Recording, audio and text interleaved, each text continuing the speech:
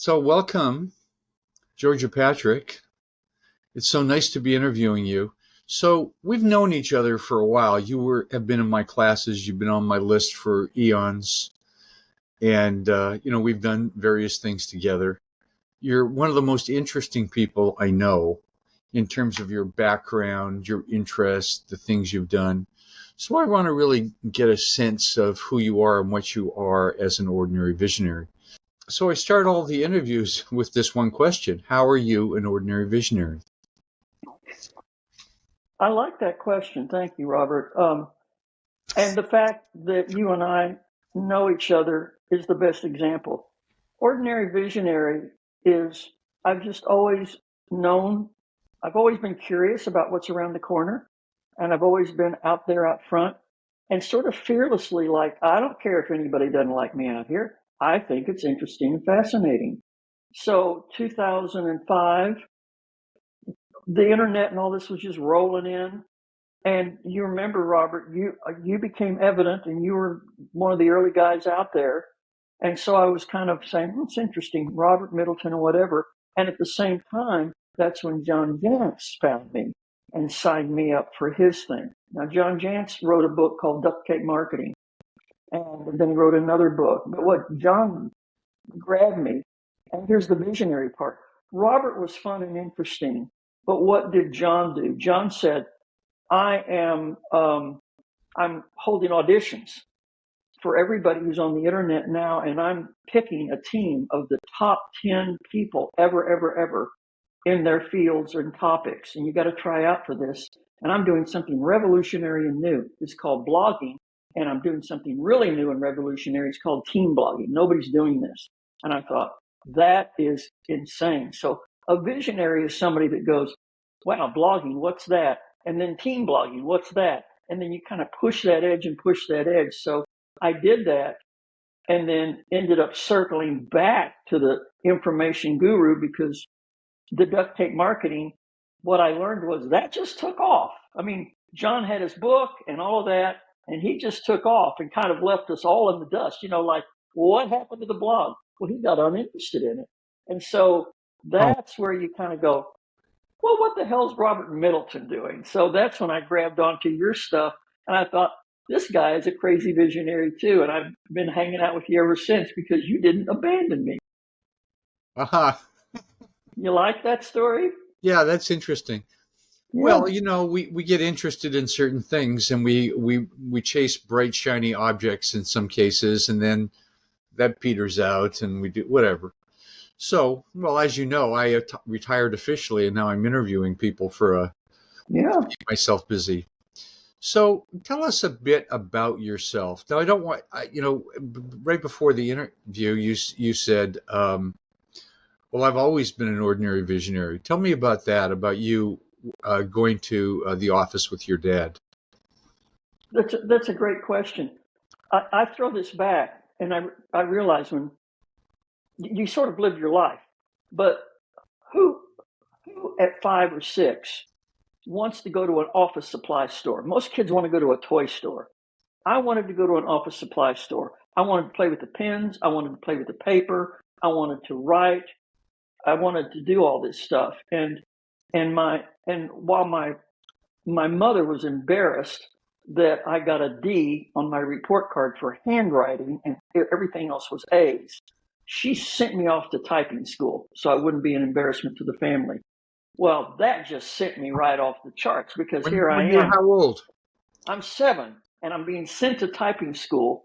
At 7? And now, yeah, and that's when I went, I want to be a journalist because now I can write faster and people can understand my words and I don't get my mother cut a deal. If I send her to typing school, would you quit giving her a deal for handwriting? So I kind of like, okay. And I liked it. And I thought, this is great. Now I have tools. Now I can speak. Now I can do stuff. So, and the other part, which is a really good question, Robert. So being one of 3 daughters, so therefore, and dad wanted daughters, but I was the one that got to hang out with dad the most because I just wanted to. So I would like get on the bus, go downtown and hang out with dad after school in the office. And I remember so vividly that my father, I guess I'm 12 or so, 12 or 13 or so, and my father, this man is sitting a woman down. Now you got to remember, you got to go back then. There was no damn equality. This just wasn't happening. And my father sits me down and says, "What are you going to do? What are you going to do with your what are you going to do?" And so I gave the answer I thought they wanted. Well, I think I'll grow up and have a family and have some children. And my father said, "I did that too. I had children too. But Georgia, what are you going to do?" Wow. And that's the visionary story. Like, I guess I better think beyond the obvious. I guess I think maybe I'll be an orchestra conductor or a great musician, be on the world stage. That was a better answer. Isn't that interesting? So he saw a different possibility for you, not He just I did. want to do this. Yeah, He right. did. My answer to please him was not the right answer. So, you're a visionary when you can see stuff that other people don't see. But I think also the correct answer is you have some people near you. You have your father. You have mentors. You have Robert. You have people who see you and push you and push you. And that's what I always liked about your work, your gatherings, when you gather people in San Francisco. Heck, I'm in. I have no idea what we're going to do, or I have no idea where this is going. And that's what I liked about your gatherings. Like, what are we going to do? I have no idea. I'm in. That's a visionary. I mean, who does it? Who gets on a plane, goes to San Francisco for 3 days without an agenda other than I find had out? an agenda. You did. You did. You had an agenda, but it wasn't fitting me in a box.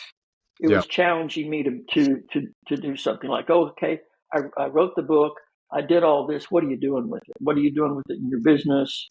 And so forth. And also you were appealing. The other part is you were very much appealing to something that I just kind of found out. I want to say in my twenties, and it was this crazy sense of justice and injustice, and I realized I could go to work, and I did. Could get a paycheck, and I did. But Robert, I got a paycheck every 2 weeks, whether I did a brilliant job or whether I sucked. And I said, that's not right. I should get paid more for brilliant. What's that called? And it's called entrepreneur. Just don't work for a paycheck, work for yourself, and you can get paid as much as you want to as long as you work. And if you want to slough off and go to the beach, you're going to get paid nothing. I thought, I'm in. That's good. That just seemed just and right to me, that if I have unlimited vision, if I have unlimited work, I should have unlimited income, Yeah. So when did you right? become an entrepreneur? How old were you? Was 29. 29. Wow. No, no, no. I'm sorry. Back up. Wrong answer. 22. Oh, even better. 22. 22. That was after the first job. And then I got another job. And while they said, okay, we'll put you on the payroll, that's when I said, but here's something I can create for you. I can create this whole media world for you, and I can create this. And just, there's a janitor's closet here. Just put me there. I'll be okay there. And 6 years later, I owned the top 2 floors of the building and had built the media center and all of the parts and pieces of this huge communication, information, marketing empire, because I could. I didn't know Because that. as long as I kept making money, nobody bothered me. Nobody bothered me as long as I kept making money. And I thought, that is freedom. That should be a thing on your wall. As long as I kept making money, nobody bothered me. The visionary could do so. The So you work visionary, for a company, yet they gave you free reign to take something big on. Is that it? huge, yes. And what was the I company? had I had a vision. It was the University of Missouri, and Oh, I said I have a vision to create this whole media thing because there are advertising agencies and marketing people in St. Louis, and they are in Kansas City, but there's nothing here in the middle of the state. And I'm sitting here in the middle of the state, and there's all sorts of business in this state, and I have a whole pool of all these students around me that need to get paid for jobs. So I'm going to create an agency, an empire. I'm going to create a business. I'm going to create this marketing world. I thought it was just, I just saw this huge void. Like, oh my God, if you put this and this and this and this together, Robert, then it I guess the visionary, you just see the obvious unmet need. Like, is anybody but me seeing this hole? Is anybody but me seeing these people are standing around waiting to give money to somebody to help them with their communication, their marketing, Right, to right. learn? And then I have this pool of talent and they're all looking for jobs. Okay. And then what did the university want? Well, they set it up sort of as a side thing off of the dean of students. I mean, it was really weird. They just set this thing up, but it was pure entrepreneurial. Because first you go from a closet to the top floors of the building, office after office, machine after machine, staff after staff. You know, you keep growing, right? You keep finding the unmet need. And as you found out, the more really brilliant people you gather around you, the thing grows. So the other part about being a visionary is always believing that you're not the smart one. Always believing that there's somebody else to play with, Robert or somebody else. I'm going to learn something from Robert. Oh, good, let's go. So I think the part of the visionary is that core curiosity of what's next, but not being arrogant about it. Like, isn't this fun, Robert? Let's go do this. Guru, your thing. Isn't this fun? Let's go do this. And you go, it's play, right? So you did this for how long? I I mean, did you that went from for, nothing to a couple floors of a building that you were managing the whole damn thing, right? yeah, I went from zero. I went from I went from the closet, the janitor's closet, to the top floors of the building in 6 years. And then that's when the headhunters from New York and Washington were like pounding on my door saying, we're looking for a woman who's not yet 30, who knows how to run an empire and all that. So the headhunters just found me, and the rest is history. So tell us a little bit more about that history. So, I'm interested in these interviews in two main things: the kind of things you've done, the visions that you've had, the things you've accomplished, but also, excuse me, who you are, what drives you, what's important to you, what your vision is. So what happened next? The professionalism thing, and you ask such good questions, and because I've thought about this, I think I kind of know, but I'm always exploring. Okay, I think I always know, but I'm always exploring. And I liked the world of work. I liked the idea of professions. I got into the professions. When I came to Washington, I was working with professional associations, lots of them. And I was really fascinated by, my gosh, there's thousands of these associations and they're all organized around a thing, like a civil engineer or a neonatal nurse or a thing, and there's thousands of them. And I just became fascinated with, there were so many professional communities and groups way before the internet, way before the internet. These people would get together. And why did they get together? They had privileged information and they had ways to teach each other stuff, mentors, okay? And I won't get into how that all went away when Google came in. It's like associations started dying the minute Google came in, but that's another story. But I was interested in the professionalism. And then I got interested in, again, it was the pioneering thing, as I started thinking, what would make, as an entrepreneur, what would make a profession where I couldn't knock it off or I couldn't take it over or I couldn't put it out of business? Because I saw Google was taking away the information. I saw some for-profit companies were taking away these other parts. So I thought, what's the part they can't take away? And that's when I got into credentialing. That's when I got into certifications, accreditations, that deep dive.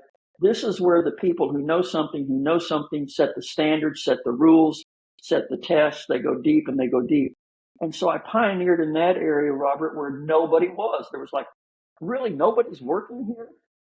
Am I the only one that see that the gold is the people who have been with the profession for 15 or 20 years who have all the secrets and have all the standards for not today, but they have to be visionaries, because in order to do credentialing, you have to live 10 years down the road. You have to create a test that will be relevant by the time they get there.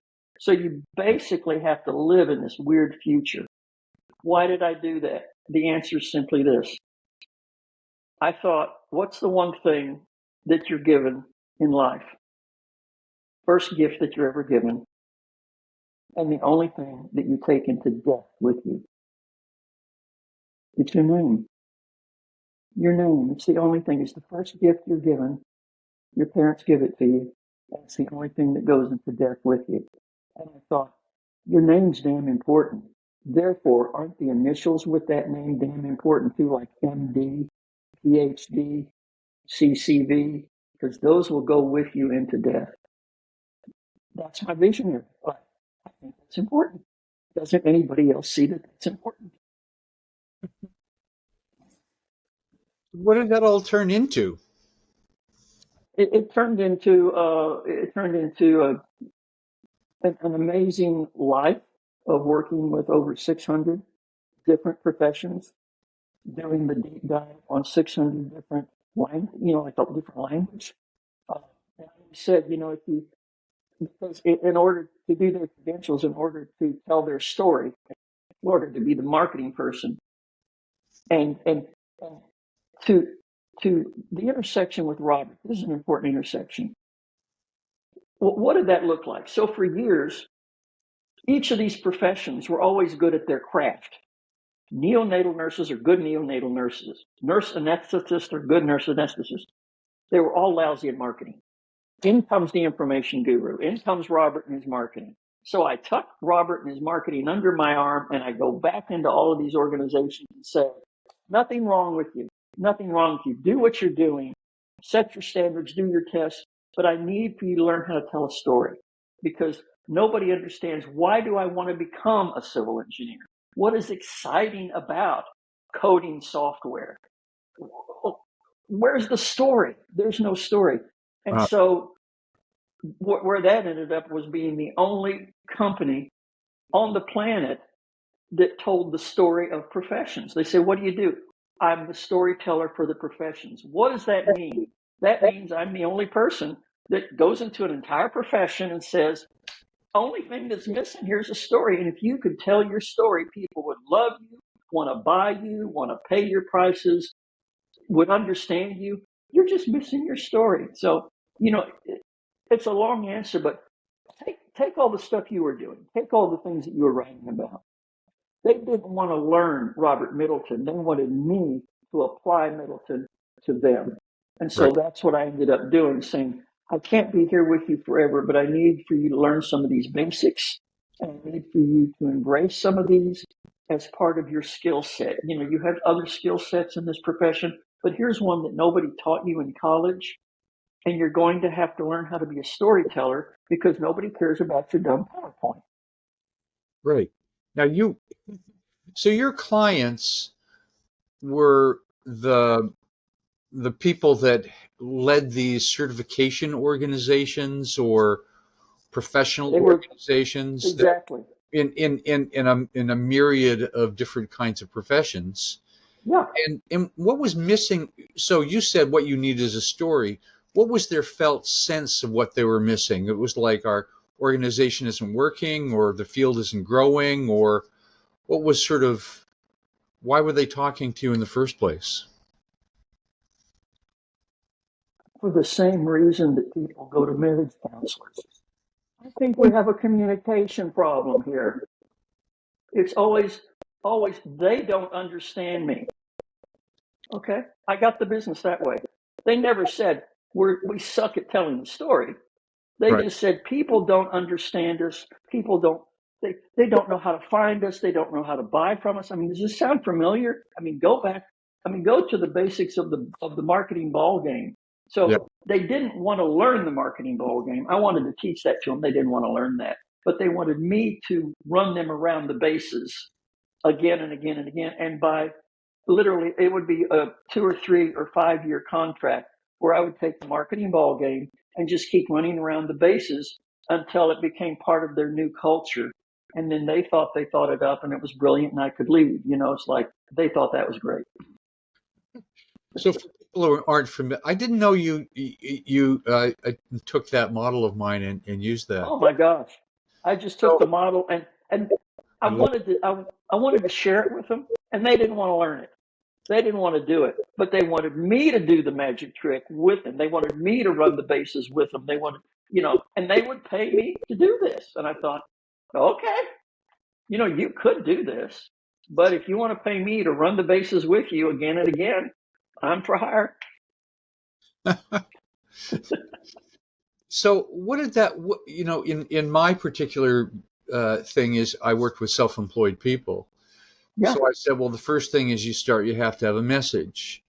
And then you have to Yes. find a way to deliver that message and who to deliver it to. And when you get someone that's interested, you're on first base, something like Yes. that.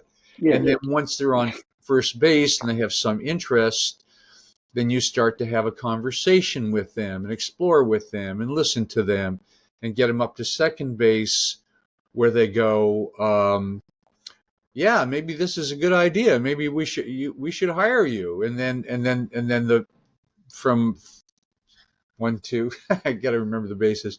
And then to third base is the conversation or selling process. Mm-hmm.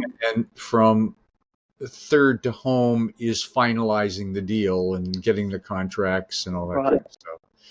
So you sort of translated that into so who was the person going around the bases then in their particular world? Great question. What was the big aha? And you talk about visionary. I mean, it's just sometimes I think visionary is like I simply open the window and I look out and I see what I see. I just see it. And I think, doesn't anybody see this? I see Doesn't this. anyone Don't you else see see it, it? right? Don't you see this? It seems So so obvious. to your question, early as I started working, so like in year one, as I started working with these associations and and understand them and who they are. See, I'm thinking, this is great. I'm being hired by the American Society of Civil Engineers and then the CPA Society. And these are the big boys. These are the guys with millions of dollars. These are the big organizations, right? So I think I've hit the big time, right? And I'm working with the big organizations. No.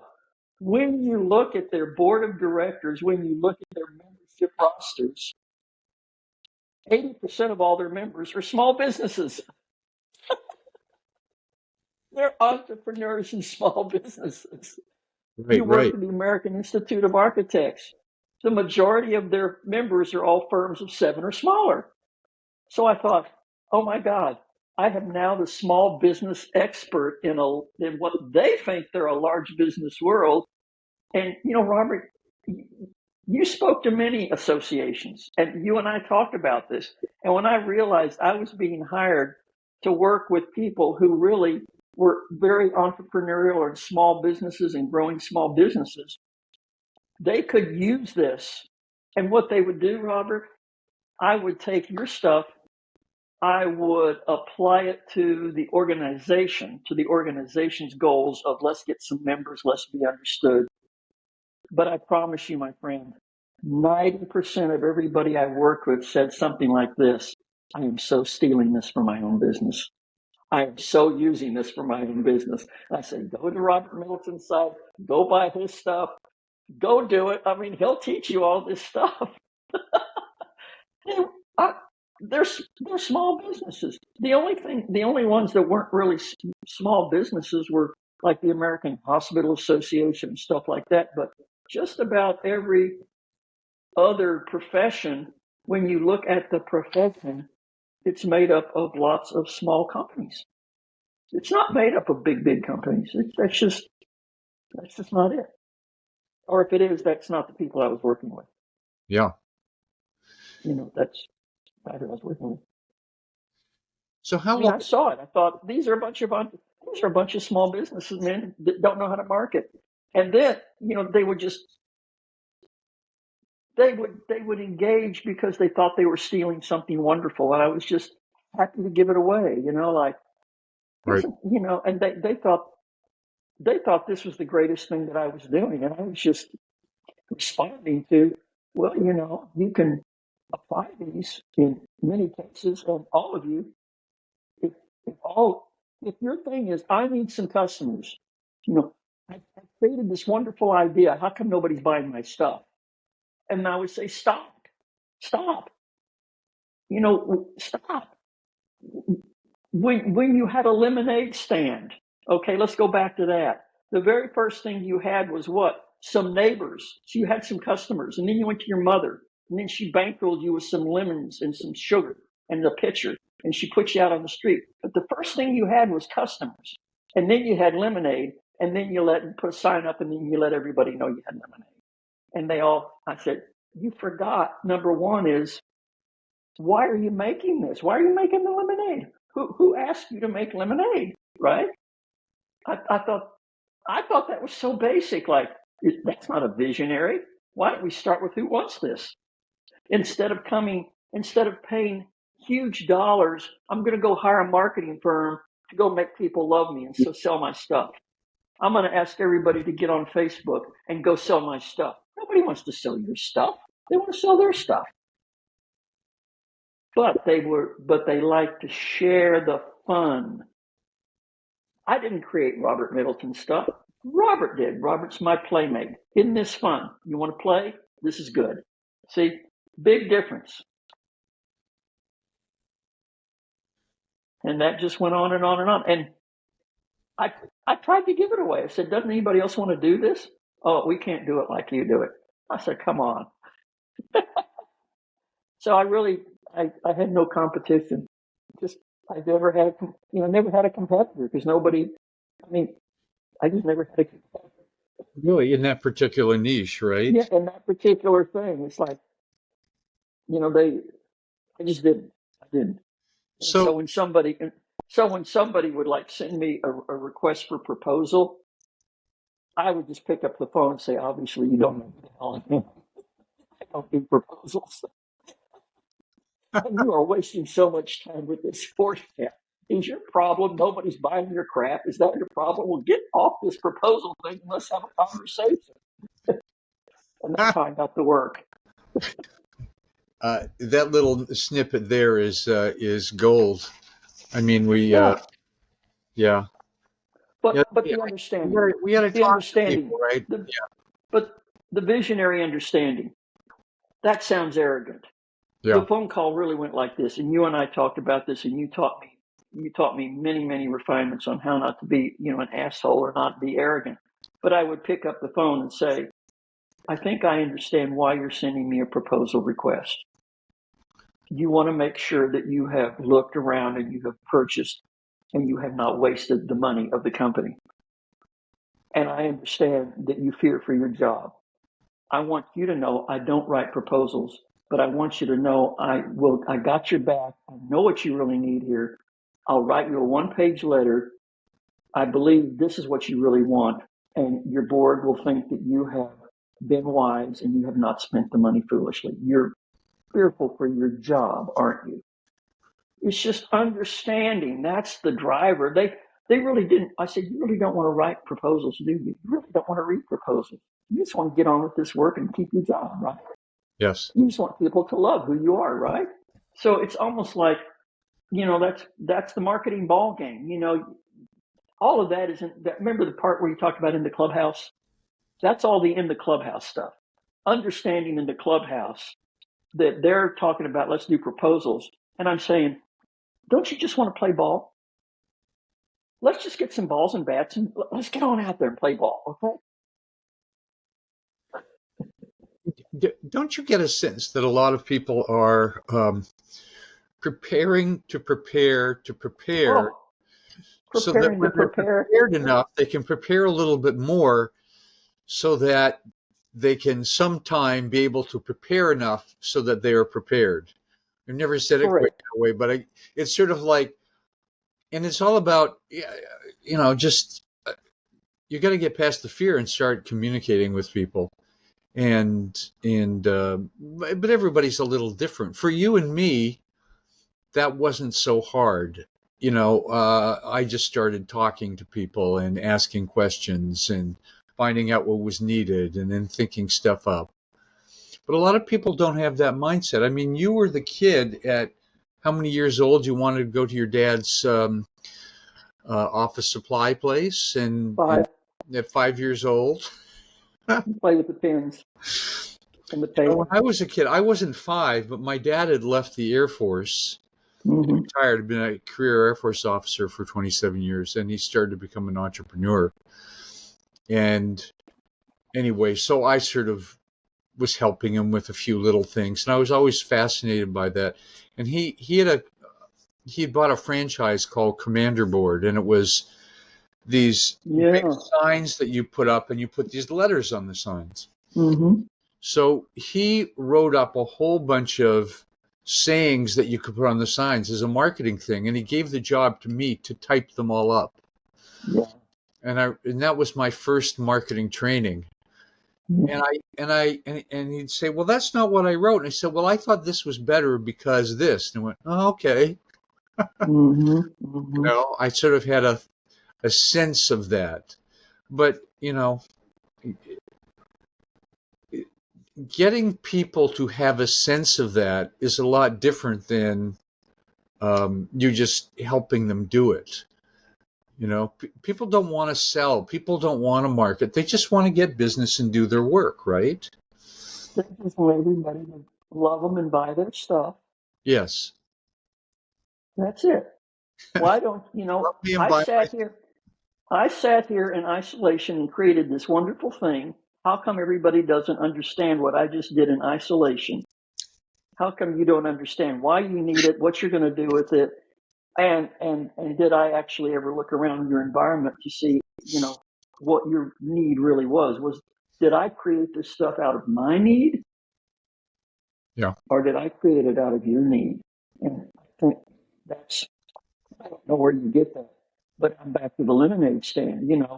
Let's, who are you? I guess playful, um, curious about humans. So I guess I was always curious about humans. I was the kid that on the playground they always waited for me to arrive so I could tell them what game we were going to play, because I would Really? think up, be like the director and the producer saying, "Okay, places everybody. Your role is going to be let's do this." So let's.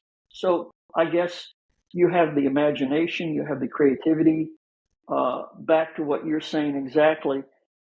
Are people getting ready to get ready? They are, and so I tried to lead by example to say, you know what? I'm going to get out there and just swing for the fences. I'm just going to start hitting the balls. I'm going to miss a bunch. I'm going to start swinging for the fences. I might connect on a couple of them. But here's the big deal. Nobody cares. Nobody cares whether I'm a failure or not. Nobody. They just want to see if I can hit the ball. They just want to see if I can get one over the fences. You know, so if you get out of yourself and you're in the playfulness and I'm not sure I go along with people that say everything's a game. No, I think everything is a connection with some humans, and they're getting ready to get ready. They're full of fear. The Byron Katie stuff that you taught people.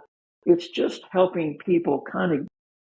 It's like I'm not a therapist. I'm not a coach, but you just got to get over yourself if you're going to sell anything. Because everybody's got to sell something. Everybody's got to sell something. So you've got to kind of get over that and realize that we maybe need to use some different words. So that's all I've done, Robert, is instead of using the words marketing or selling or stuff like that, I use a different vocabulary saying, I think what we really want to do is connect with people more. We want people to understand us more. We want people to feel the joy that you felt when you created this thing, because you knew something about why you were creating this thing, but we really don't know the story of how you knew this. So can we just kind of slow down and talk a little bit and write, and let's learn how to write, and let's get it simple, and let's get this in some short pieces to where we can like put them in this email and little short pieces, because people will read little short pieces. And can we just do that? And that's really what I was doing. So I was doing marketing, but I was trying to chunk it down to where, as you said, why are they getting ready to get ready? They're fearing they're going to fail you. So what do we do? What do you and I do, Robert? We give them a little thing that they absolutely cannot fail at. Give them that first little step. And you would do this in your courses. You would break it up as I took some courses with you. You would break it up into steps I absolutely couldn't fail at. No way I could fail at this.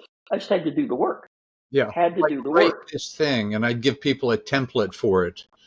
For Exactly. here's your executive summary, and here's your services information page, so people understood that. And yeah, But we let's you talk know what about this a minute because this is where I departed off. This is like the visionary, and this is said, I'm here to help you, I'm here to serve you.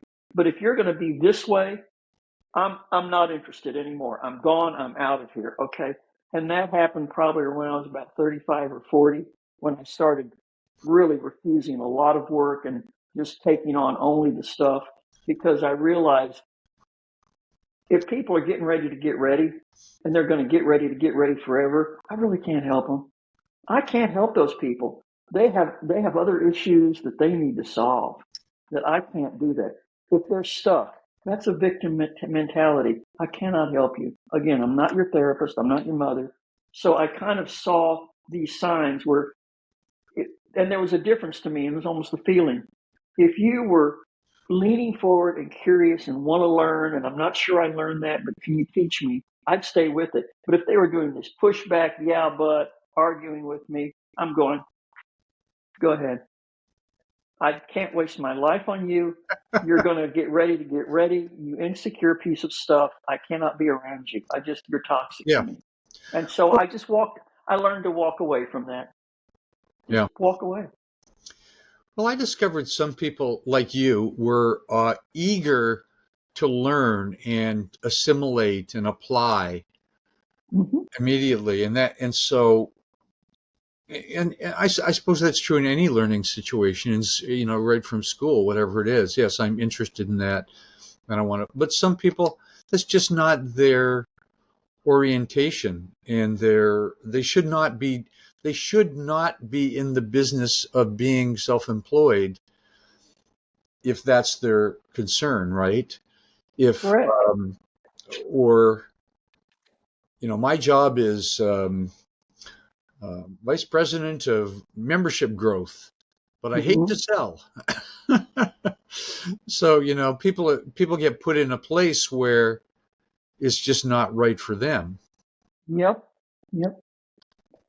I don't know what in all of your work have you been able to discern that there's just like I don't know, but there are people who just really are not good at selling or presenting.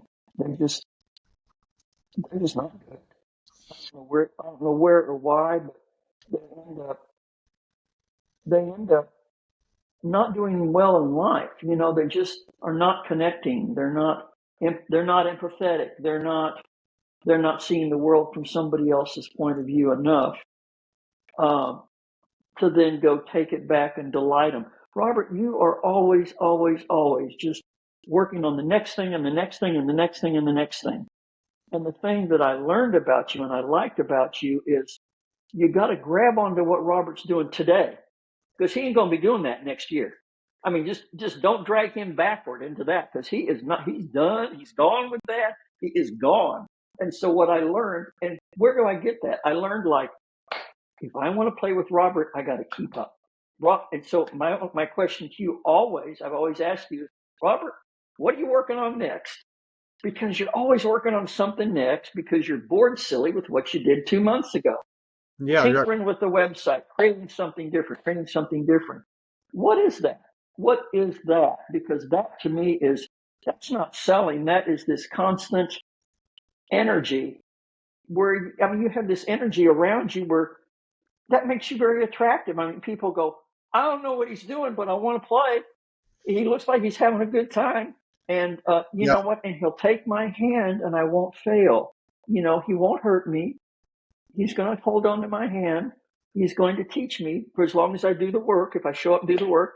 And the minute I show up to his next session with some bullshit answer, I'm out. This is over. We're done. And that's what I learned from you. I learned, if they don't do the work and they show up to the next two sessions with a bunch of crap, I really can't help you. I can't help you. And I think people want to be needed. They want to be useful. You talked about purpose.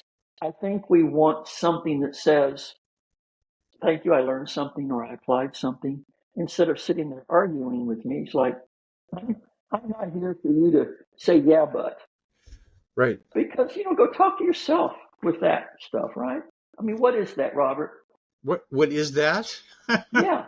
I mean, we think they're getting ready to get ready. Some are getting ready to get ready because they don't know because they don't have the confidence. But others Yeah. are never going to be ready. What is that? Well, I don't know. Some people this was often my biggest struggles of some Yep. people that I worked with that never would take the next step. Would always say, "Well, I thought about it this week. Yeah, did you? Yeah, but I wanted you to have a conversation." Well, I can't reach anybody. How many times did you call? Did you try? Well, I Wow. tried once. Okay.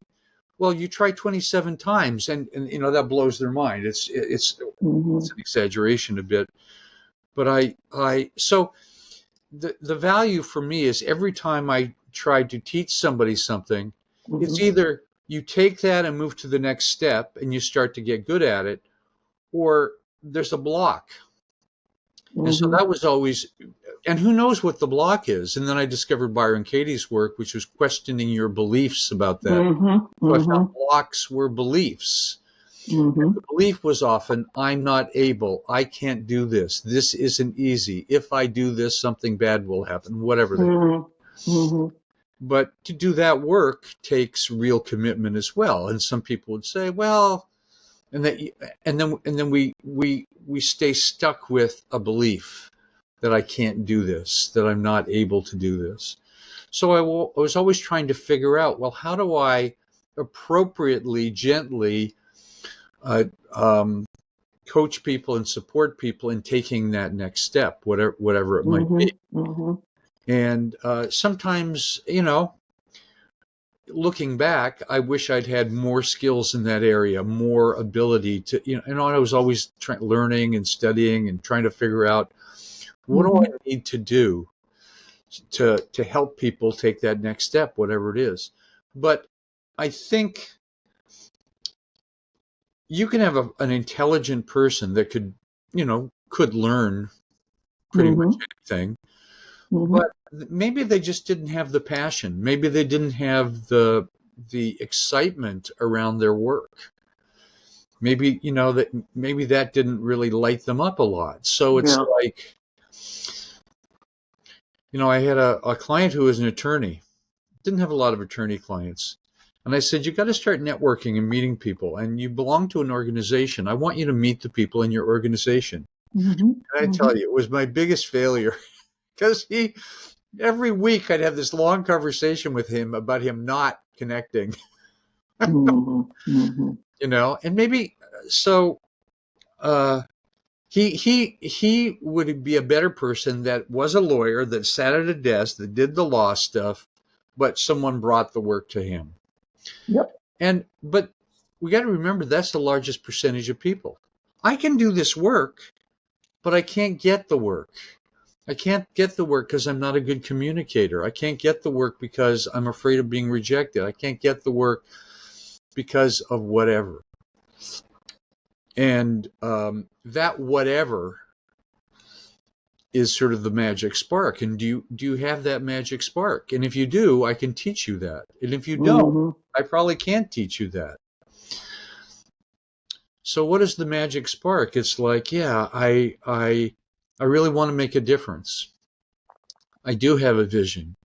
Um, I do want to help people, but I just don't know how to communicate it about well. So I could give people all kinds of tools to do that. And the ones that really had that spark, they like you, no kidding, you took it to the nth degree and started to teach people that stuff.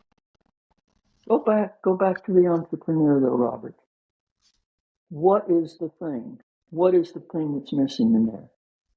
I have an idea and I have a theory, and I've been watching on this like for the last 3 years. And I think I'm right. I think it's freedom. Freedom. You want freedom to make your own choices. You want freedom to make as much money as you want to. You want freedom to take a vacation when you want to. Do you want freedom? You want to be free. Yeah. Because if you want to be free, then you will do anything to be free. If Yeah. you're happy being a slave, if you're happy sitting on an assembly line, if you're happy pounding out the work and having somebody else bring it to you, you are essentially a slave. You are somebody else's something, okay? Yeah. And I think what makes the difference that I'm seeing here is, whether you call it purpose or whatever, if you have that fire that you want to be free to express yourself, go where you want to go, if you have that fire, and then if you look inside of yourself, sort of just like observe yourself and ask,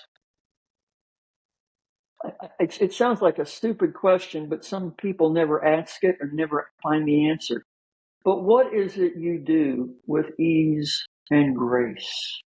What is it that's so easy for you to do and you love to do it and you can do it all day long? Yeah. It took me a long time to find that answer, but that is the answer, because the answer is, don't take Robert Middleton's stuff and Robert Middleton's system and Robert Middleton's thing, because it ain't going to work for you, Georgia. That works for Robert. What you have to do is you have to say, what is it you do with ease and grace? What's the thing that you're so good at? You just don't understand why everybody else isn't good at this. Find out what that gift is. I call it a gift, or that extraordinary talent. Really, really, really work on that. Find the thing. Everybody's got a thing. They really do. And then you can take Robert's stuff and it's magic. Oh, here's my gift Yeah. and Yeah. Robert's stuff. And I put that together, and honest to gosh, I mean, people would say magic. That's a word they use a lot with me. It's just magic what you do, just magic. Would you like to know the magic trick? No, I want you. Bob, get in here. Look at this trick. You know, see, no, Bob doesn't want to know it. Get in here. Look at, yeah, do that trick again, would you? Okay. But So the magic you, is, what is it you do with such ease and grace? Okay. So in your case, I mean, one thing you do with ease and grace is jazz.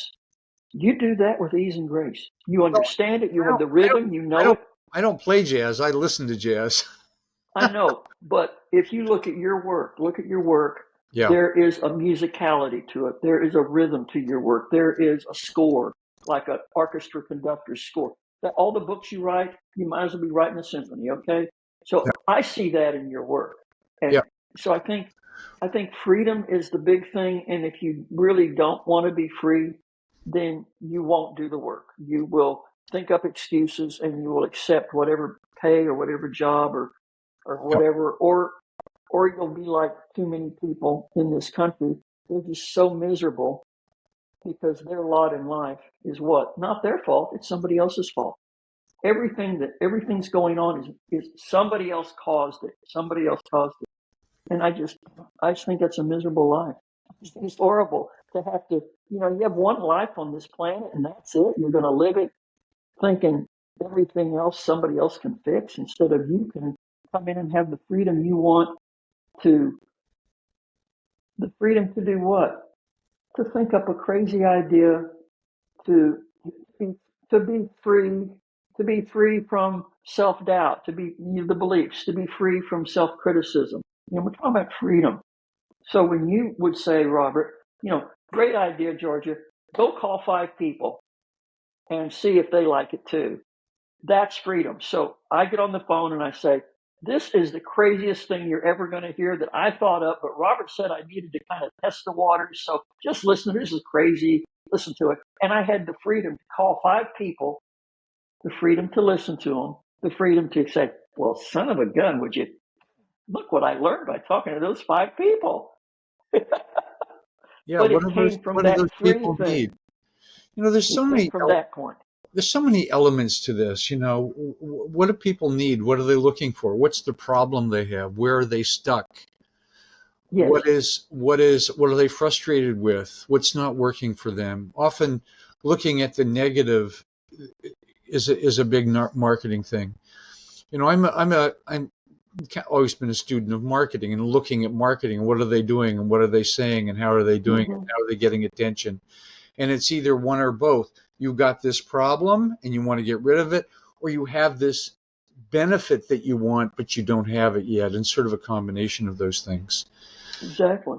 Exactly. So, But you've got to whether you call it marketing or whatever.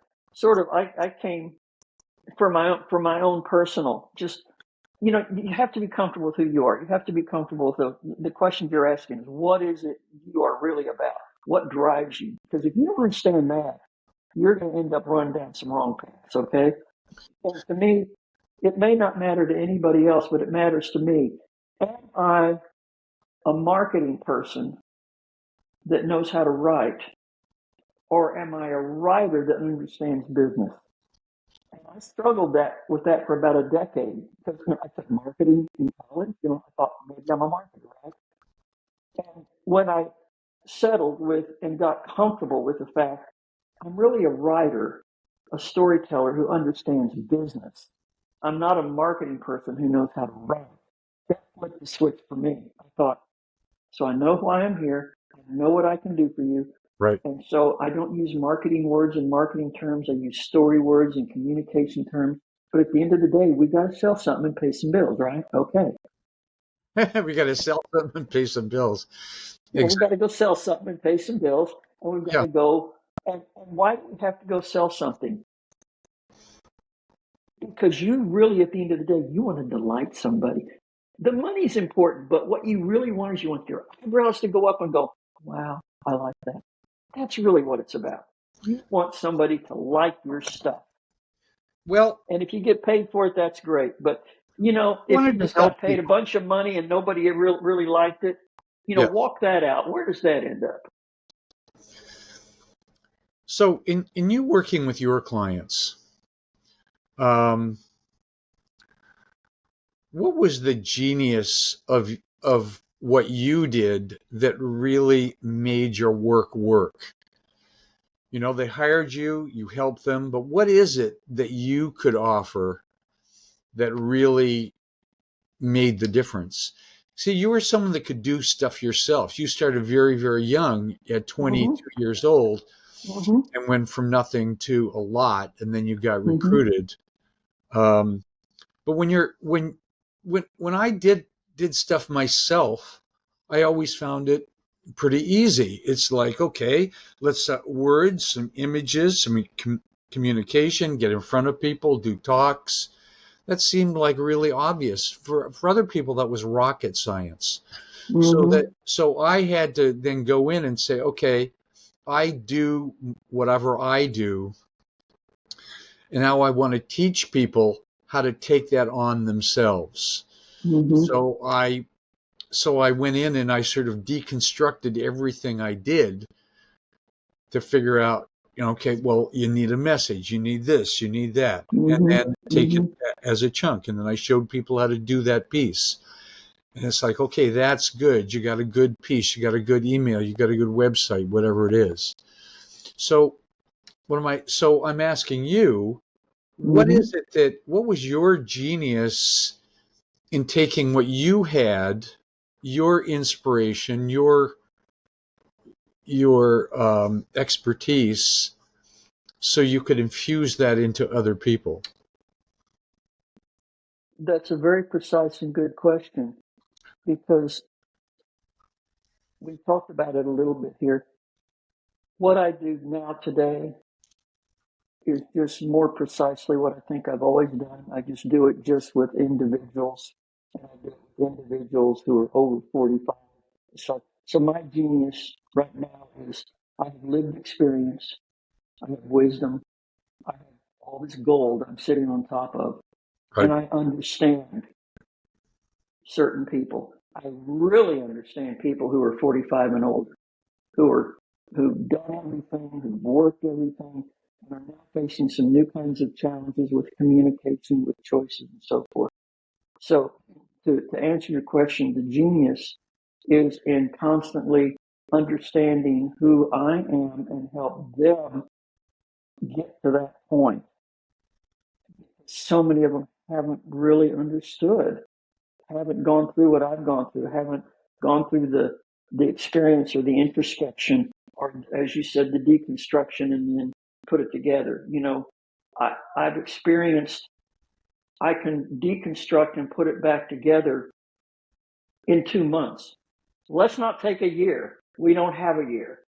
It only takes 2 months. So I think the genius is understanding some processes, some outcomes, some results, but also time that, you've got to get on with this stuff, whether you're talking about selling or, something like that.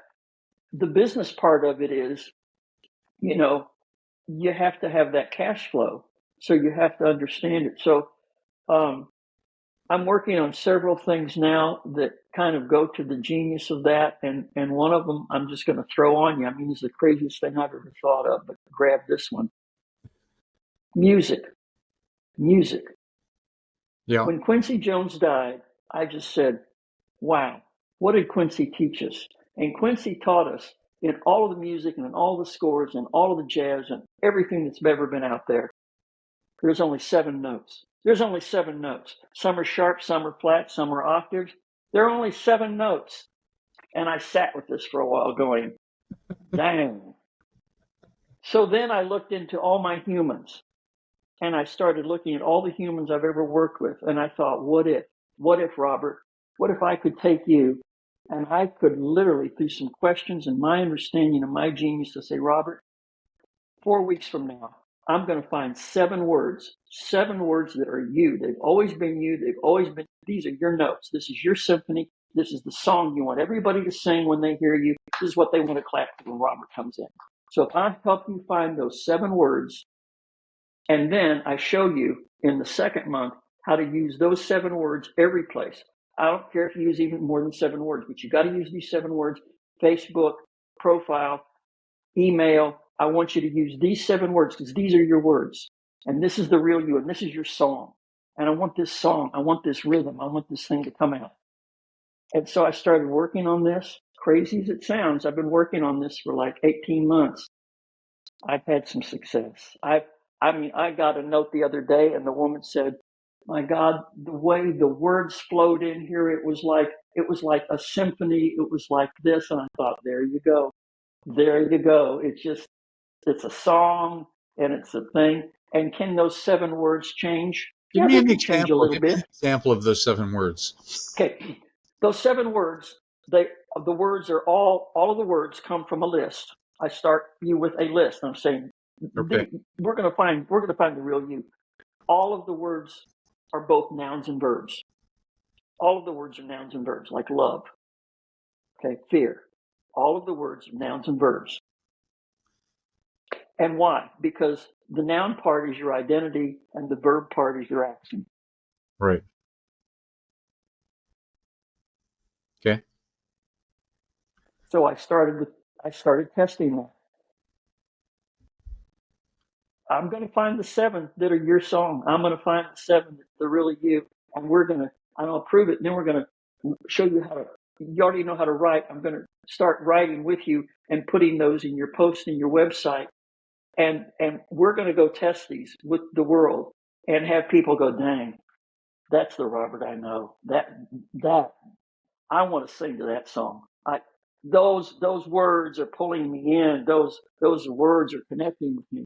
What am I trying to do? Who do you want to have as your customer? You want the people as your customers who are singing your song, clapping the thing, coming to your concert. Those are your real fans, the ones that get your tune, that get your stuff. Yeah. Does this make sense? So, I mean, you like jazz. Okay. Yes. There's a rhythm, there's jazz.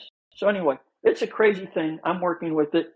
The name of it is called Communication Maestro, Great.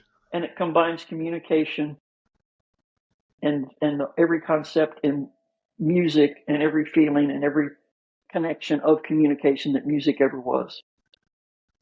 I love it.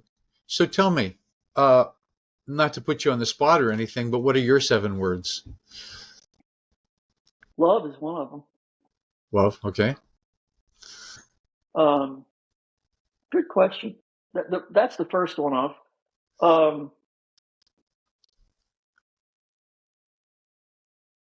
I'll send them to you. It's a deep. Yeah, So, so that's very interesting. I love they stuff kind of like stay that. the same, but they can. You can do a little trade off because you're going to grow and you're going to morph and you're going to experience more of life. Okay. I'm going to do something after this interview. I'm going to go to ChatGPT. And ChatGPT, I write stuff and ask questions Yeah. almost every day with ChatGPT. It Yeah. knows me really well and what I'm working on. I put all my Hmm. interviews in it, and so it knows me. So if I said, Georgia Patrick said we can identify 7 words, what would my 7 words be? It would find 7 words like that, and I'll, I'll share it with you. But then you have to stress test. But you know what's Yeah, missing with that? yeah, Chad GPT doesn't work with you for 4 weeks to dig down and drill down into all of the real you and everything you've ever been and everything you've ever done, and to work with you and challenge that. That's what I do. There's yeah. a real, there's Well, a real thinking I've been working creativity. with it for a year though, for more than a Yeah, year.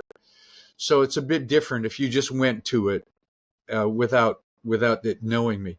But yeah, so I'll let you know what I get from that that because would be I think great. that's very This would be interesting. great I because love the I'd want to know: are these the words you've been using? Okay, here's. I'd love it. I'd love to know. Is chat just looking at all the words you've used and they've learned from all your words, but you have not yet really done the deep dive? You know, you're asking me that deep dive question. Who are you really? Who are you? What's your gift really? What is that? I don't think chat knows that. well, we'll I see. think that's deep inside. We'll see. We'll Yeah. see because yeah, the exploration that I've done about so many different things. Yeah, I had to do a whole personality profile the other day, and it was like it was scary. It was scary close. It was amazing. Yeah, I'm I always know. You know, when you bring that up, see that mixed in with the communication, because in the communication, obviously I've worked with that kind. I've seen those tools all around. You know, strengths finders and all of these different tools that people use to try to get words to fascinate studies. And and I and I and I've zoomed way back at 30,000 foot view. Say, why are people doing this? Why are they doing the Enneagram? Why are they doing all these things? right, And right. I think they're searching for those words. They're searching for those words. And I don't think they found them. So that's what I said. Crazy as it may be, that's where I'm pioneering. I may find it. Yeah, I think there's. Well, I went through a little process with somebody who I interviewed a few months back, and it's called the true. I think it's the true purpose process or something like that. Yeah. And you go and you it gives you uh, two sets of phrases. Mm-hmm. Well, actually, it's 2 word phrases, and it compares them. Yeah. And then you say, which do you prefer? Which is closer to you? And you pick that. And then it gives you another set, until Great. it eliminates them all down to the final two. Mm-hmm. And the final two that I was bringing light. Mm-hmm. And that really resonated with me. I do want to bring light, Mm-hmm. which is helping people and clarifying things with people, lifting people up. So, Mm-hmm. zeroing in on words, just like notes. Mm-hmm. Miles Davis and Pat Metheny used the 7 notes, but they used them in a different way, right? Mm-hmm. And they had their own style and their own whatever. So finding those Mm-hmm. 7 words is like finding your tune. I I, Mm-hmm. I love it. Um, Yeah. See, bringing light, bring is a verb. That's not one of your 7 words, but light. You see how light is both a noun and a verb. So yes, light is one of your words, and then yeah, you added bringing to it. yeah. That's just in his context, in his model of Yeah. here's your purpose. It's called the Purpose Project. Um, I'm blanking out on what it's called, but Okay. your true I'll purpose search and or see if I something can like find that. it. Okay. No, I do like to look at those things just to see if always my curiosity is, oh, surely has somebody figured this out other than me. So that's why I go looking at those Well, you things, never saying, know. There's so somebody already figured this out. Great, well. super, let's play, right? It's a big world with 10 billion worlds, and each world is infinite in I terms of, know. I keep boasting I have more than 7,000 jazz albums, and everyone is unique. Every Mm-hmm. every minute and everyone is unique, and all this still the same seven notes, right? Exactly, same seven notes. Yeah, So therefore, we are so very unique, and we have so much in the communication. Why would I even bother doing this? I would bother doing this because if I'm right and I can help humans find those words and teach them how to use those words in their writing and their speaking, then I have a chance to be able to help them connect on a level that just is so profound. Even they can hardly even explain it themselves. But it is that true genius of them almost to a place where they can't explain it. Light, I think that very much is one of yours. I do. yeah, And to look at all these reasons, people are just trying to make that connection on the right points. So do we want to sell to everybody, Robert? No, we never really did. I don't. Who do I sell to? There's only really 5% of the population that even understand or want what I do. right, right. I'm okay with that. I've let go of a lot of stuff. But that 5%, they are professionals. They are communicators. They are exceptionally talented people, or they found out somewhere in their life they actually did work born with the gifted brain. But the people I serve are that. They're professionals or have a professional background or something. They are good at communication. Musicians, writers, artists, communication. They have that piece. And they also have this genius streak. I'm really, really, really good with that. That's only 5%. And they're adults and most of them are over 45. Is that a niche? It's just, I know who the hell I am.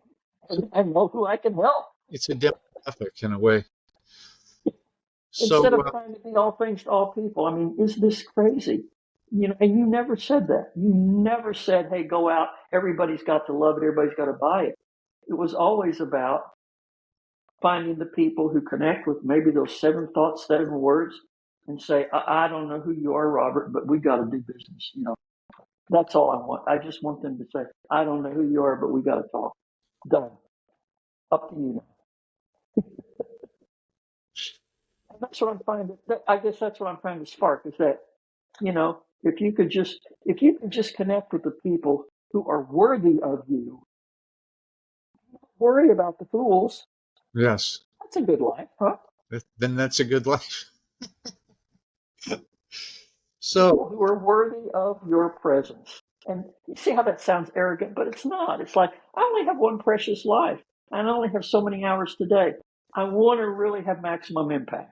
So I need to find the people that go, oh, I really need this. And whatever the work, whatever the change, whatever the understanding. But when you connect, you're not really asking people to do anything that they don't want to do. And that's the big thing. You're not pushing back. You're not fighting them to do the work. They can hardly wait to get to the next session. They can hardly wait to show you their 7 words. They can hardly wait to get going. And yeah, that's where I'm going from. I don't know if that answers the question, but yes. what moves me is somebody else that goes, I love it. I love it.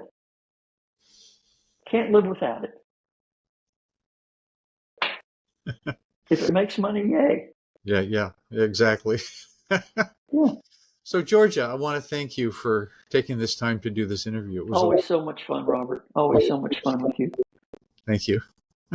Fun.